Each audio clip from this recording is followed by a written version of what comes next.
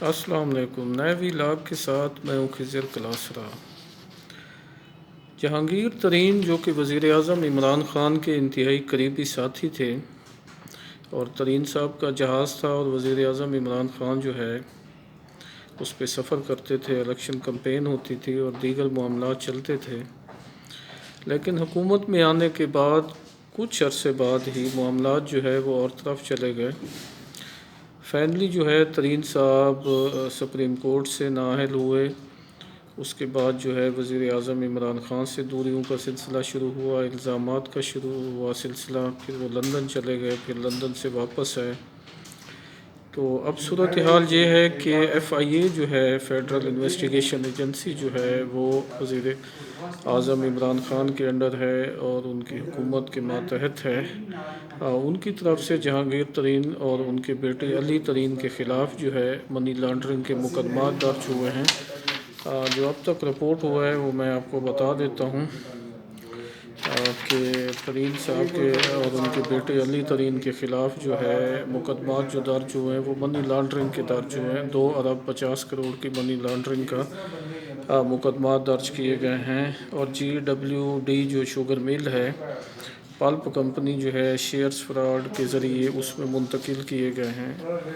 اور اسی طرح جہانگیر ترین اور علی ترین نے اربوں روپے جو ملازم کے اکاؤنٹ سے دوسرے اکاؤنٹ میں منتقل کیے ہیں۔ تو یہ ایف آئی اے کا یہ دعویٰ ہے، جبکہ ترین صاحب اس کے برخلاف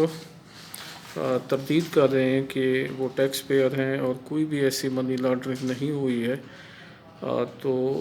جب وہ لندن میں تھے تو ان کو ایف آئی اے نوٹس جاری کرتی رہی، ان کا بیٹا بھی لندن میں تھا جہانگیر ترین کا، لیکن وہ پیش نہیں ہوئے تھے، لیکن جب وہ ملک واپس آئے ہیں تب سے بھی وہ ان کو گرفتاریوں کا کہا گیا اور دوسرے رپورٹ ہوتا رہا، لیکن فی الحال جو ہے جہانگیر ترین صاحب باہر ہی ہیں، اور اب وہ کہتے ہیں کہ